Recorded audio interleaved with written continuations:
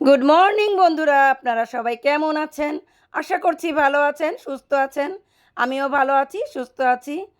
তো বন্ধুরা, আজকে সকাল সকাল ভিডিওটা শুরু করলাম। সকালে নাস্তা করে দেখি আমার মশলা সব কিছু শেষ হয়ে গেছে। তো ভাবলাম যেহেতু মাসের শেষ, সব কিছু শেষ, তাই বয়মগুলি ধুয়ে দিচ্ছি। তো শুকিয়ে তারপর মশলা ভরে নিব। তো এখানে যে শুকাতে দিলাম। তো আজকে রোদ উঠেছে, তাই ভাবলাম যেগুলি ধুয়ে ঝরা দিয়ে তারপরে শুকিয়ে নিব। তো আজকে রান্না করার মতো কিছু ছিল না, বাজার সদাই কিছু নাই, মাছ নাই এবং সবজিও নাই। তো বারান্দায় এসে দেখি আমার এই যে খাকরোল পাতা টপের মধ্যে হয়ে আছে, এগুলি বৃষ্টিতে ভিজে ছড়িয়ে ছিটিয়ে আছে। তো ভাবলাম আজকে ভর্তা আর ডাল রান্না করি। প্রতিদিন যে মাছ মাংস খেতে হবে তাও কোনো কথা নাই। তো এই যে খাকরোল পাতাগুলি আমি কেটে নিচ্ছি। তো এগুলি আজকে খুব মজা করে ভর্তা বানাবো। তো ভর্তা বানিয়ে তারপরে ভাত খাবো। তো এই যে কেটে নিলাম পাতাগুলি। তো রান্নাঘরে এসে তারপরে এই যে ডাল বসিয়ে দিব। তো ডাল নিয়ে নিচ্ছি। তো ডাল ধুয়ে নিচ্ছি এখন। তো ভালো মতো করে ৩-৪ বার করে ডালগুলি আমি ধুয়ে নিব।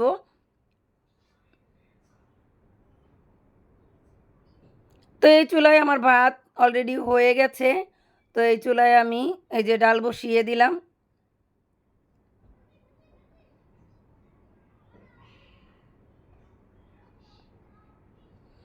তো এই যে ভাত হয়ে গেছে, ভাতের এখন মাড় গেলে নিব।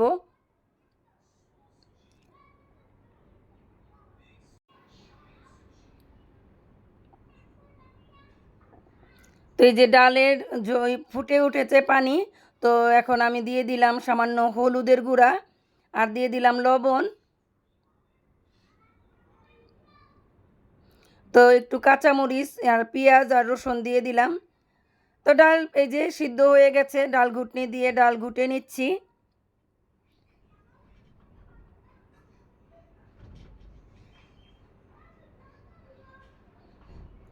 তো ডাল এখন বাগার দিয়ে নিব। দিয়ে দিলাম তেল আর দিয়ে দিলাম একটা তেজপাতা আর ২টা কাঁচামরিচ, ২টা শুকনা মরিচ আর দিয়ে দিলাম পাঁচফোড়ন আর রসুন। তো এগুলি ভালো মতো বাদামি রঙের করে ভেজে নিব।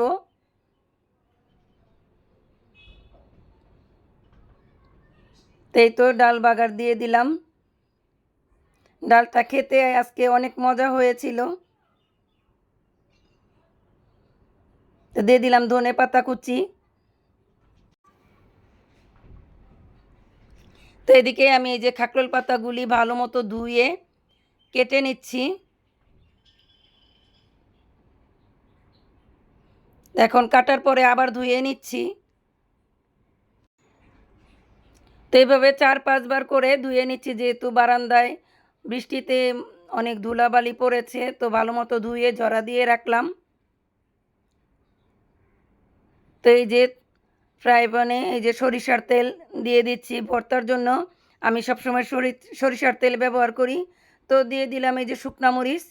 শুকনা মরিচগুলি ভালো মতো ভেজে নিব। তো মেয়ে বলতেছে ভালো মতো মানে বেশি করে ঝাল দিতে। তো অনেকগুলি মরিচ ভেজে নিলাম আর এদিকে শুকনা মরিচ ভেজে আর রসুন আর পেঁয়াজগুলিও ভেজে নিলাম।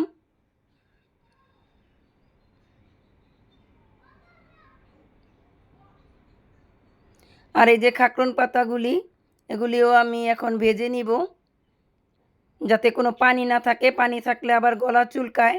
তাই আমি ভালো মতো তেলের মধ্যে ভেজে নিব। আর দিয়ে দিলাম সামান্য হলুদ, যাতে একটু কালার আসে। তো এই যে সিদ্ধ হয়ে গেছে, আর একটু ভেজে নিব।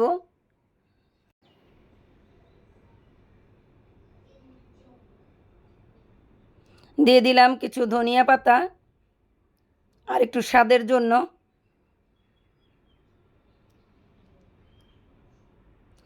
তো সমস্ত কিছু আমি এই যে ভেজে নিয়েছি। এখন এই যে পাটা পোতাটা ভালো মতো ধুয়ে তারপর সবগুলি বেটে নিব।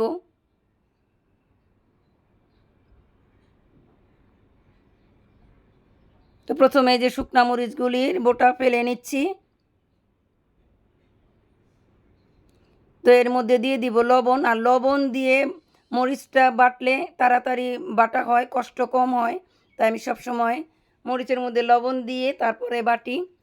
তো মরিচগুলি আমি এখন বেটে নিব।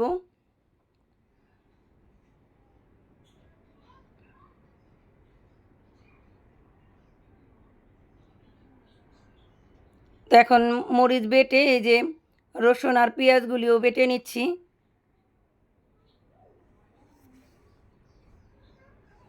তো এখন এই যে খাকরুন পাতাগুলি নিয়ে বেটে নিব।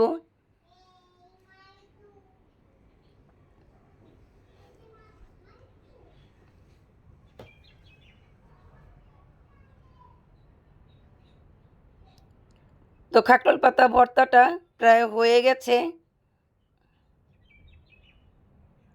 তো মেয়ে বলতেছে পাটার ভিতরে একটু ভাত মেখে দাও, আমি খাবো। তো পাটার মধ্যে ভাত মেখে দিলাম, আমিও খেলাম, মেয়েকেও দিলাম। খুবই মজা হয়েছে। আসলে খুব গ্রামের দৃশ্য মনে হচ্ছে। পাটা এরকম আমার নানি আমাকে এরকম করে খাওয়াতো। তো এই যে আমি আমার মেয়েকে এখন এই যে খাইয়ে দিব, আমিও খাবো। সেই স্বাদ।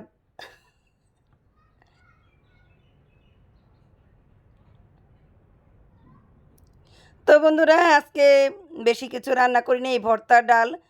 তো এই ভিডিওটা যদি আপনাদের একটুও ভালো লেগে থাকে তাহলে লাইক করবেন, কমেন্ট করবেন এবং আমার চ্যানেলটা সাবস্ক্রাইব করবেন।